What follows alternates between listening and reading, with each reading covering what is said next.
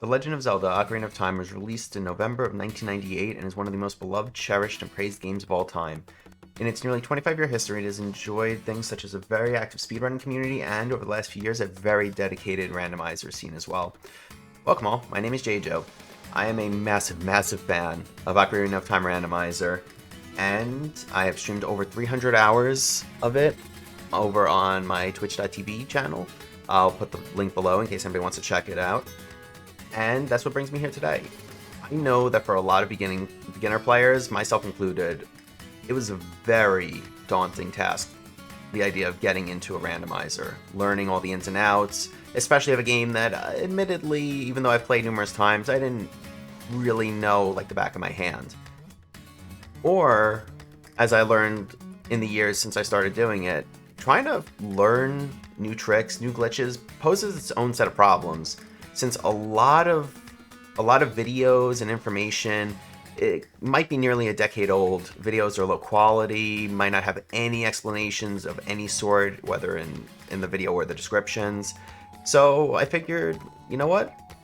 Let me try to set up a bit of a one-stop shop for all things Ocarina of Time Randomizer. I'm by no means I guess I would say I'm an expert. I don't know everything about the game. A lot of the higher end stuff I don't do. But for people of beginner to intermediate and even somewhat advanced level, I'm sure I have some knowledge that would benefit. So for those beginners, well, what is a randomizer? Is simply put, it's a program that takes, in this case, generally all the items that you choose, puts them into one giant pool, shuffles them around, and distributes them into the game. There are a bit more things that you can do than just that with this randomizer, but for the base level, that's a simple explanation. And now that you know what it is, well, what do you need? Well, if you want to play a randomizer, you're going to need some way of emulating the game. I believe that things such as PC emulator, N64, like Wii Virtual Console, there might be like one or two other things I'm missing, but pretty much anything that can emulate N64, and you're going to need the base ROM, and you're going to need the randomizer itself.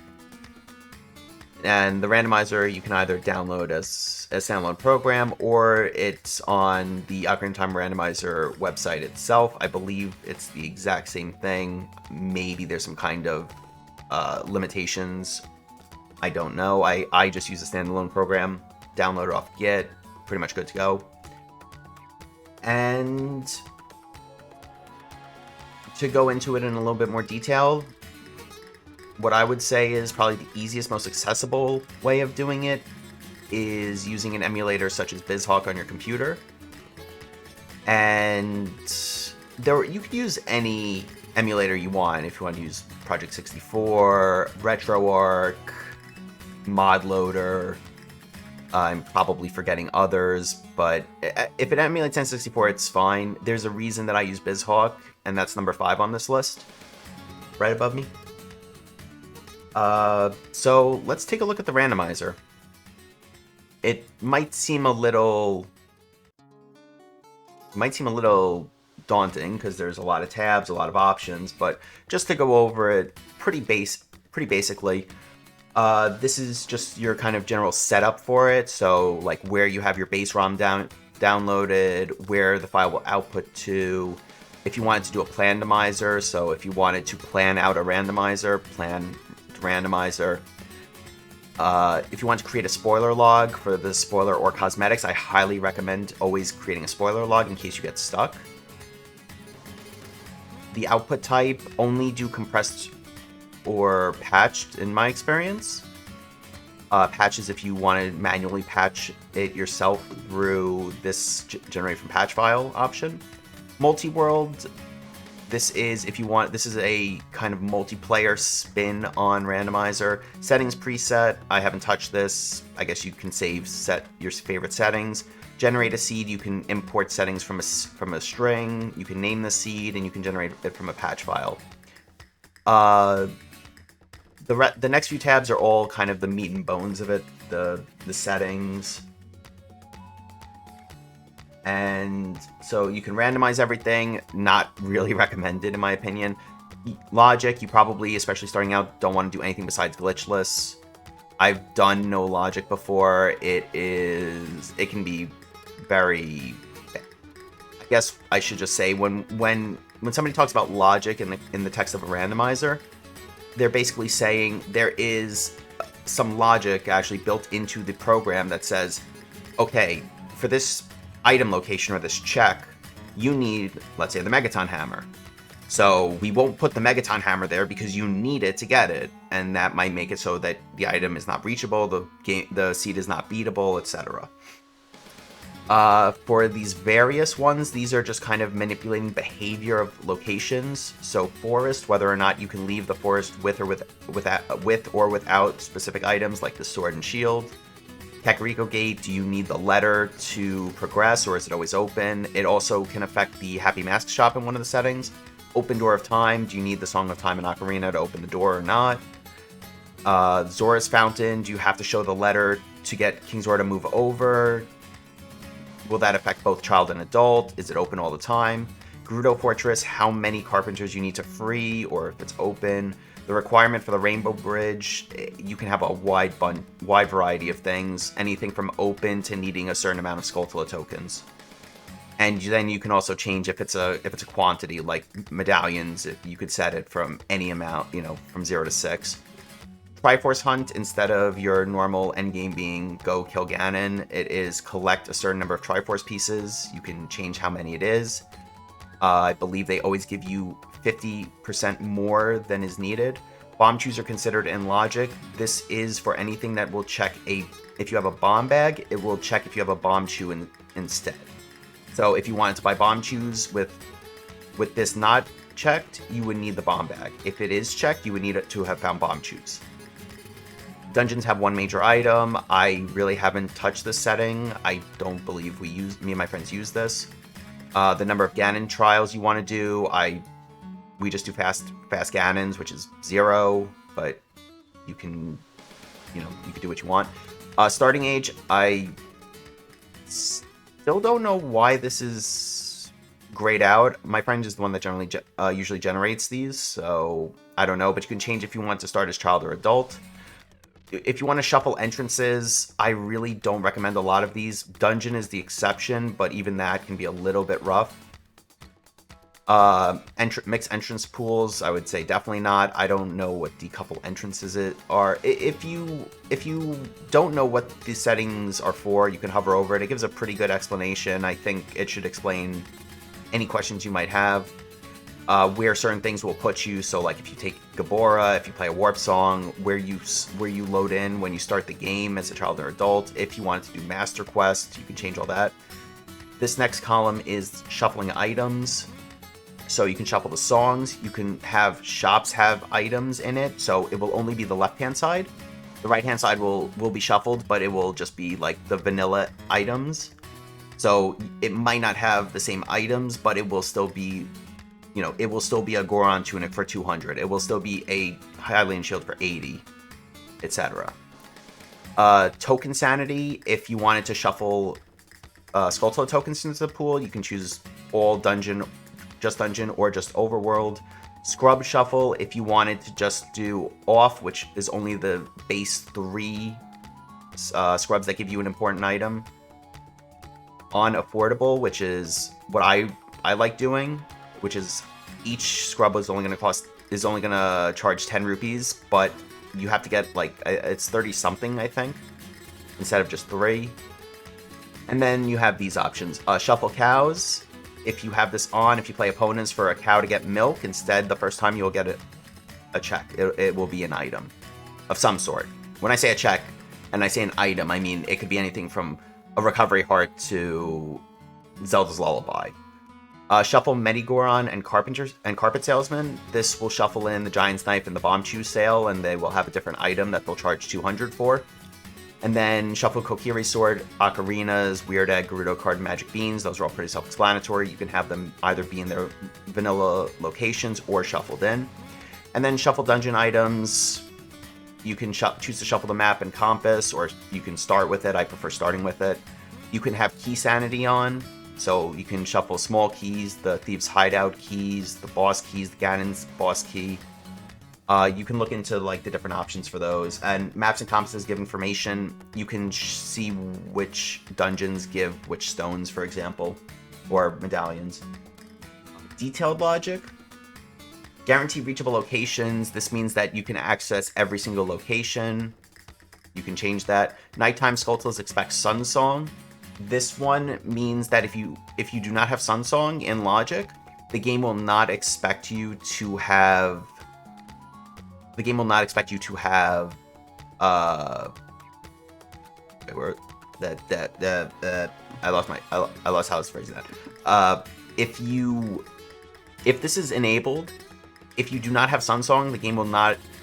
The logic will say that you are not able to get a Nighttime Skulltula. So if it's on, that means you're probably gonna have to wait until nighttime.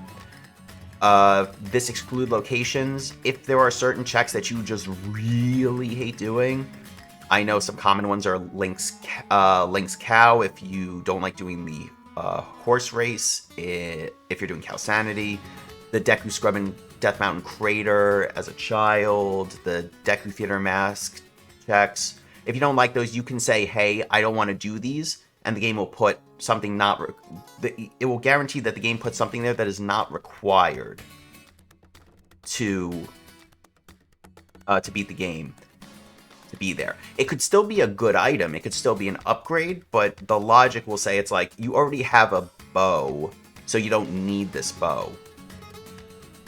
And then this other one, enable tricks. If there are any tricks or glitches that you know how to do, you can make it so that the logic expects you to be able to do those. So whereas fewer tunic requirements, if you don't have the Zora tunic and you don't have this enabled, the game will not expect you to go into into Water Temple or into Fire Temple if you don't have the Goron. It's like only the first floor or something, not even Volvagia. You can go through these. There's like a lot of Master Quest stuff, a lot of Gold Skulltula stuff. I honestly should probably look through this myself, but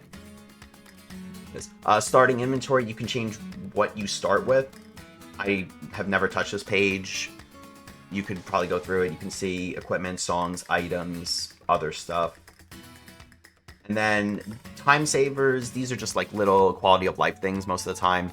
You can skip a lot of cutscenes, arduous segments like Child Stealth or the Epona race. To get Epona, you still have to do the race if you need to unlock Link's Cow. The mass quests, you won't have the long chest cutscene animation if you have fast on. You can have the Scarecrow song just by pulling out the ocarina. You don't actually have to play anything. Fast Bunny Hood. It'll be like Majora's Mask where you Link go burr. Random Cuckoo count, so you can change how many Cuckoos you need to get Andrew's reward from anywhere from 0 to 7, so you could just make it so you just have to talk to her. Same thing with Big Pose. You can do anything from 0 to 10. These miscellaneous ones are less consequential. So randomize Ocarina song notes, shuffle the notes that you play. Chest size match contents. That means that small chests have unimportant items, large chests have important items. Small boss key chests have small keys, and large boss key chests have boss keys. Sometimes you can use this to get access to 1 or 2 checks that you shouldn't, but generally, I don't like it. Clearer hints. The hints that you get from Gossip Stones won't be as puzzly. Gossip Stones, what you need to get access to hints, how good the hints are. Miscellaneous hints, I'm actually not sure what that is. Tech Shuffle, that's just humorous. Damage Multiplier, how much damage, extra or less damage are you going to take? You can go anything from taking half damage base to Oko. Hero Mode, no recovery hearts, start at what time of day the game will start at. And then the item pool, I'm not too sure what this one is. I don't really use it. Ice Traps, you can have extra ice traps put in, so it'll start taking out unimportant items like ammo or recovery hearts or rupees, except for, I think, huge rupees.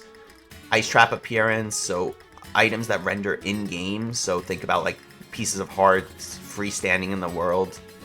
They can show, say, Zelda's Lullaby, and it's actually going to be an ice trap. You don't know until you pick it up. And then you can choose what the earliest and latest item you need for the adult trading quest is. These last 2 tabs are just cosmetics. This is visual cosmetics, so like the appearance of your HUD, Link's clothing.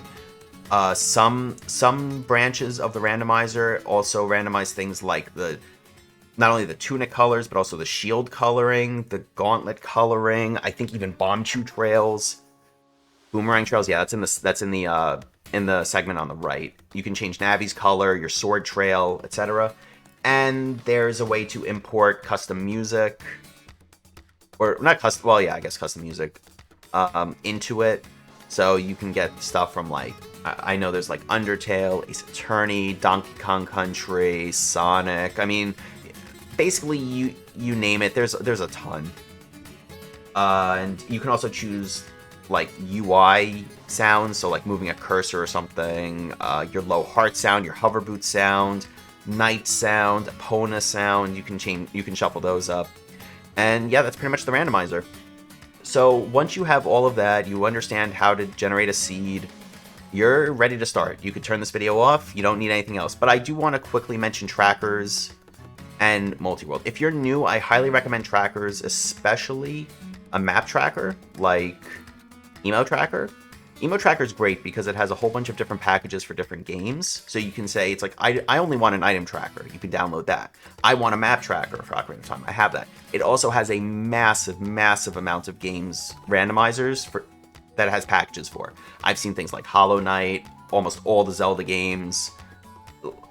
I would be tempted to almost say, it's like you name a randomizer, there's a good chance it might be there. And then if you're a streamer and content creator, you might be interested in a auto tracker. Now, all the stuff that I've been talking about, the randomizers, the emulators, pretty much everything except for the base ROM itself, I'll put a link to in the description below. I will link a page from the Ocarina of Time Randomizer wiki. It lists a ton of different trackers, either in browser, standalone programs, auto tracker, etc. This one basically will connect to BizHawk and update in real time, so you don't have to do anything. Your viewers on your stream, for example, can see the items you have without you having to manually do it or open up the pause menu. And finally, Multiworld. Now, the reason that I put Multiworld in its own separate category is because it is by far my favorite way of playing Randomizer. What Multiworld is if you remember seeing the option on the first tab of the Randomizer, you can have a player count and player ID. So if you have 3 people, player counts will be, everyone has to have a different player number. All of the items from all 3 games will be shuffled into one giant pool and distributed across all 3. So player 1 can have player 2's hookshot, player 2 can have player 3's Zelda's Lullaby, player 3 can have player 1's hover boots. You can send each other important items, garbage, ice traps, troll each other, help each other. It's a great time, honestly. If you are interested, there is the Ocarina of Time Randomizer Discord. I'll also try to remember to put a link for that below. You can ask if anybody's down for a randomizer at any time, or for a multi-world. There's a bit of setup to it. I will link as well. I haven't had to do the setup in 3 years, but it's pretty easy. That requires BizHawk for the most part. You could technically do it with ModLoader. I don't recommend it. I've had a lot of issues with soft locking item loops. My friends have had issues with items disappearing. But if you wanted to do something like a randomized co-op seed where multiple people are playing the same game, playing in the same world, I think that does have to be ModLoader. Or if you wanted to do stuff like that with like, or if you wanted to do a randomizer with like synced up health amounts or whatever, it would be something where you would have to use ModLoader. I generally would recommend against that. And I think that's a relatively quick and dirty introduction to what the Ocarina of Time Randomizer is, what it allows you to do. And I just want to thank, if you're still watching 19 minutes in, I really just want to say thank you.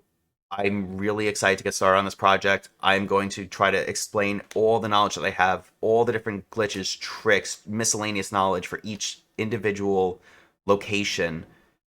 And just, hey, if you want to learn how to do ocarina items, I'll have a video or a segment of a video for that. If you wanted to learn how to do, if you wanted to do something really crazy, like if you wanted to challenge yourself to be able to beat Shadow Temple, access and beat Shadow Temple without Nocturne, Din's, Longshot, Hover Boots, Lens of Truth, missing all of those, you be able to learn how to do that. I don't recommend that, but you could. Everything from just like the small little nuances, like maybe just infinite sword glitch, to something big like skipping a boss key, or well, I'm not gonna do wrong warping or like reverse bottle adventure. I don't. I think that would kind of like you can do what you want. I'm not saying how you have to play it, but I think that goes a little bit against the spirit of it. Although in No Logic, I have had to do RBA and it did not end well. Um, so yeah, I hope you enjoy. Please like, comment, subscribe. Let me know what you think. Let me know what you would like to see. If there's anything I've explained in this that you would like to know more about, uh, feel free to comment. I'll include my socials below if you want to hit me up on Twitter, Discord, join my server, whatever it is. If you want to stop by my stream, as long as I'm playing this and ask, I'm more than happy to help. I love teaching. I love people's faces when they see what you are capable of doing in this game, and I'm really just excited to get working on this project. So thank you so much for watching. I hopefully will have some videos out in the near future. These I'm gonna have to like teach myself editing and stuff like that, so it might take me a little bit. But if you're looking forward to it, please make sure to subscribe, ding that notification bell, or just follow me somewhere on one of the socials, and you'll hear about it when it goes up. Thank you so much once again. I hope you're ready to take this journey with me, and I will see you next time. Take it easy, everybody.